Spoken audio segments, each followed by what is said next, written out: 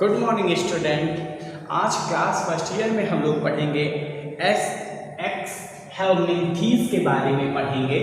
ठीक बच्चों, तो इसके जो पिछले वाले जो लेक्चर थे उसमें हम लोगों ने पढ़ा था प्लेटी हेल्मिंथीज के बारे में पढ़ा था। तो बच्चों उसमें मैंने बताया था कि ये जो होते हैं ये चपटे कृमि होते हैं। प्लेटी हेल्मिंथीज में हमने बताया था ये जो कृमि होते हैं वो कैसे होते हैं, चपटे होते हैं। अर्थात कृमि का मतलब है वार्म से है, मतलब सूक्ष्म जो कीड़े होते हैं, ठीक है, उनसे मतलब है। तो प्लेटी हेल्मिंथीज जो होता है ये चपटे कृमि होते हैं। और मैंने बताया था कि इनमें जो कोशिकीय संगठन है वो जो है वो कैसा होता है, वो अंग कोटिका जो है इनमें कोशिकीय संगठन होता है। चलिए आज हम लोग देखते हैं एस एक्स हेल्मिंथीज के बारे में। एक्स हेल्मिंथीज क्या है, ठीक है। तो बच्चों यदि इनकी अनुप्रस्थ काट को देखा जाए तो ये जो कृमि होते हैं ये कैसे होते हैं, इनकी जो संरचना होती है, इनकी संरचना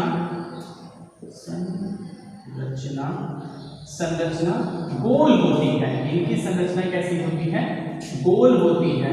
या कह सकते हैं ये कैसे कृमि होते हैं, या ये होते हैं गोल कृमि होते हैं। कैसे, गोल कृमि होते हैं।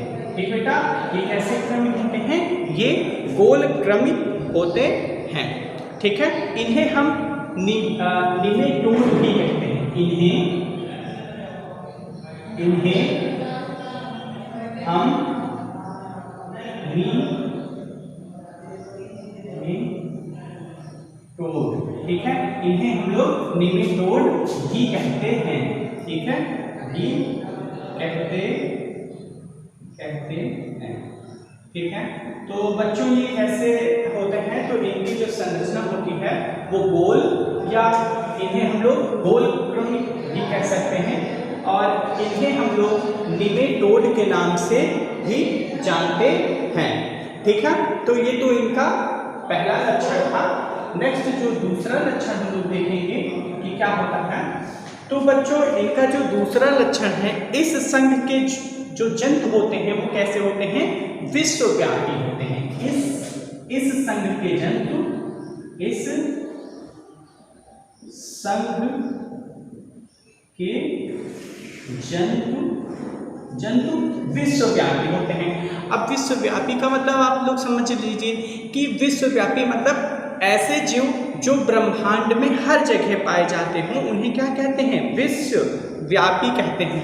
विश्वव्यापी होते हैं। ये कैसे होते हैं, विश्व,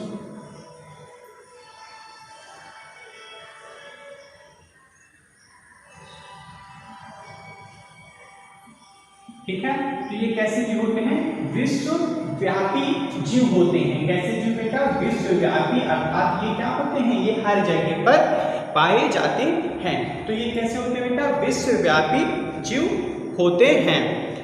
अर्थात ये स्थल, जल तथा मुक्त जीवी या परजीवी भी होते हैं। ये कैसे होते हैं, ये स्थल में पाए जाएंगे।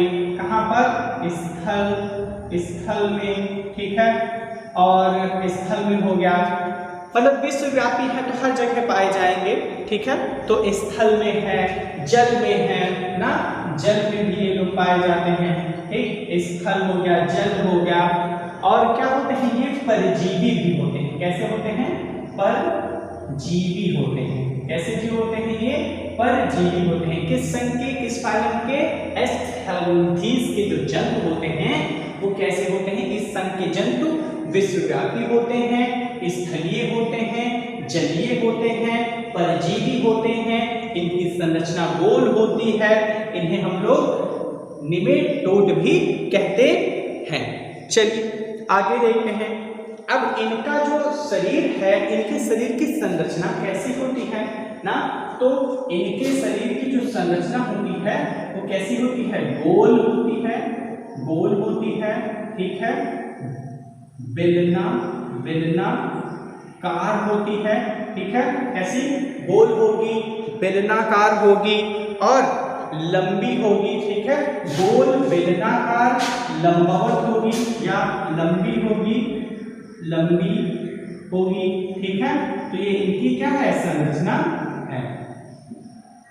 तो संरचना इनकी कैसी है, गोल, बेलनाकार, लंबी, इनकी क्या होती है, संरचना होती है। और ये जंतु कैसे होते हैं, त्रिकोणिक जंतु होते हैं। कैसे जंतु होते हैं, त्रिकोणिक जंतु होते हैं। तो बच्चों जो चौथा पॉइंट है वो क्या है, ये जंतु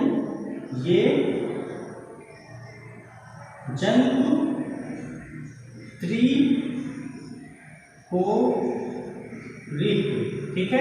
ये जंतु कैसे होते हैं, ये जंतु त्रिकोणिक होते हैं, ठीक है। ये कैसे जंतु होते हैं, ये त्रिकोणिक जंतु होते हैं। चलिए ठीक है, और आगे जानते हैं इनमें बेटा, इन जंतुओं में परिवहन तंत्र तथा श्वसन तंत्र का क्या होता है, अभाव होता है। ये पॉइंट अच्छा है। इन जंतुओं में क्या है, इन जंतुओं में श्वसन तथा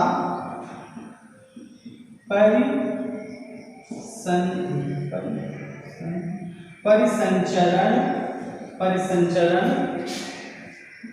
तंत्र का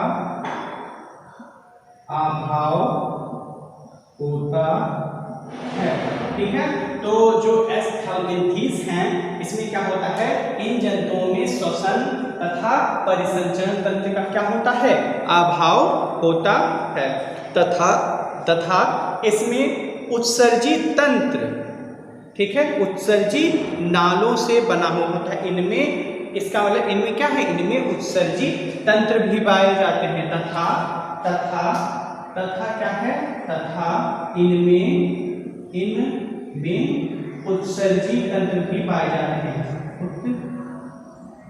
उत्सर्जी, ठीक है। अच्छा, उत्सर्जी तंत्र का क्या मतलब है, मतलब ऐसा तंत्र जो क्या करेगा, किसी अपशिष्ट पदार्थ को शरीर से बाहर निकालता है, उसी को क्या कहते हैं, उत्सर्जी तंत्र कहते हैं, या उत्सर्जी अंग, ठीक है। इसमें क्या है, उत्सर्जी अंग भी पाया जाता है। तो उत्सर्जी अंग का काम क्या होता है, शरीर में व्याप्त विषैले या हानिकारक पदार्थों को शरीर से बाहर निकालना। तो इनमें क्या है, उत्सर्जी अंग भी पाया जाता है, ठीक। फिर नेक्स्ट पॉइंट देखते हैं, छठा क्या है। नेक्स्ट पॉइंट देखेंगे तो बच्चों, ये जो होते हैं एक लिंगी जंतु होते हैं। ये कैसे होते हैं, ये एक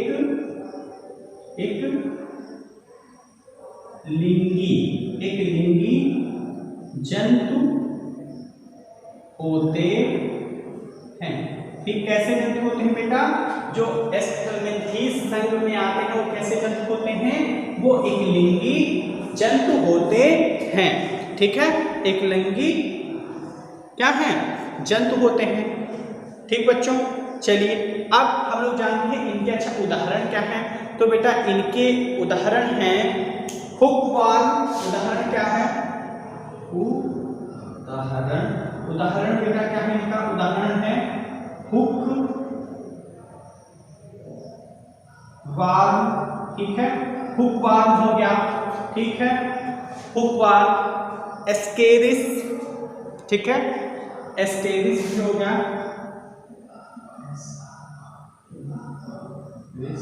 एस्केरिस हो गया, हुक वाल है, एस्केरिस है, पिन वर्म है, क्या है, पिन वर्म है, ठीक है। पिन वर्म है या वार्म कह सकते हैं, तो वार्म नहीं, पिन वर्म हो गया, hook worm, Ascaris, pin worm, ठीक है।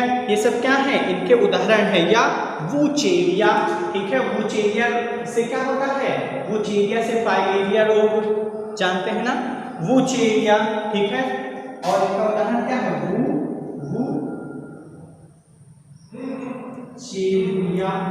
वूचेरिया, ठीक है। ये सब क्या है, एस्थेल्मिन्थीस के क्या है, ये सब उदाहरण हैं, हुक वर्म हो गया, ठीक है, एस्केरिस हो गया, पिन वर्म हो गया, वुचेरिया हो गया, ये सब क्या है, एस्केलेंथीज के क्या है बेटा, उदाहरण है। ठीक है, तो ओवरऑल एक बार हम लोग देखते हैं कि जब हम लोग एस्केलेंथीज को के अनुप्रस्थ काट देखते हैं तो ये कैसे हमें दिखाई पड़ते हैं, ये गोल क्रम की इनकी संरचना दिखाई पड़ती है, अर्थात ये गोल गोल दिखाई पड़ते हैं। इन्हें हम लोग निमेटोड भी कहते हैं, इन्हें हम लोग क्या कहेंगे, निमेटोड भी कहेंगे। नेक्स्ट पॉइंट हमने बताया था ये कैसे होते हैं, ये जंतु जो होते हैं ना ये सर्वव्यापी होते हैं या विश्वव्यापी होते हैं, अर्थात ये ब्रह्मांड में हर जगह पाए जाते हैं। ठीक है, अब ये कहाँ, ये भाई ये जीव जलीय भी होंगे, स्थलीय भी होंगे, और ये कैसे होते हैं, परजीवी जीव भी कहलाते हैं। ठीक, नेक्स्ट पॉइंट, ये जंतु कैसे होते हैं, ये जंतु त्रिकोणिक होते हैं। ठीक, नेक्स्ट पॉइंट, इन जंतुओं में श्वसन तथा परिसंचरण तंत्र का क्या होता है, अभाव होता है, तथा इनमें उत्सर्जी तंत्र भी पाया जाता है या उत्सर्जी अंग भी पाया जाता है। फिर नेक्स्ट पॉइंट हमने बताया कि ये जीव क्या होते हैं, एक लिंगी होते हैं। ठीक है, इनका उदाहरण हमने बताया, हुकवर्म बताया, ठीक है, एस्केरिस बताया, पिन वर्म बताया, वुचेरिया बताया, ये सब क्या हैं, इनके उदाहरण हैं। ठीक बच्चों, तो बस आज के लिए इतने ही। Thank you class. अच्छा, एक चीज और देख ली, इनमें संवेदी अंग भी पाए जाते हैं, अर्थात तंत्रिका तंत्र भी पाई जाती है। इनमें क्या है, इनमें मतलब संवेदी अंग जो कह रहे हैं, एक पॉइंट और देख लीजिए, इनमें क्या है, इनमें संवेदी अंग, संवेदी, ठीक है, संवेदी अंग जो होते हैं, अंग अल्प विकसित होते हैं, अल्प विकसित होते हैं। ठीक है, अल्प विकसित होते हैं। इनमें संवेदी अंग कैसे होते हैं बेटा, इनमें संवेदी अंग अल्प विकसित होते हैं। जैसा कि हम जानते हैं कि हम लोगों में ना संवेदी अंग होते हैं, जैसे हम लोगों में मतलब कुछ ऐसे ऑर्गन्स होते हैं जो हमें संवेदनाओं को ग्रहण कराते हैं, जैसे नाक हो गया ना, कान हो गया, आँख हो गई, ये सब क्या करते हैं, हमें संवेदनाओं को ग्रहण कराने में सहायक होते हैं। वैसे ही एस्केलेंथीज में भी क्या पाए जाते हैं, संवेदी अंग पाए जाते हैं। तो बच्चों बस आज के लिए इतना ही। Thank you class.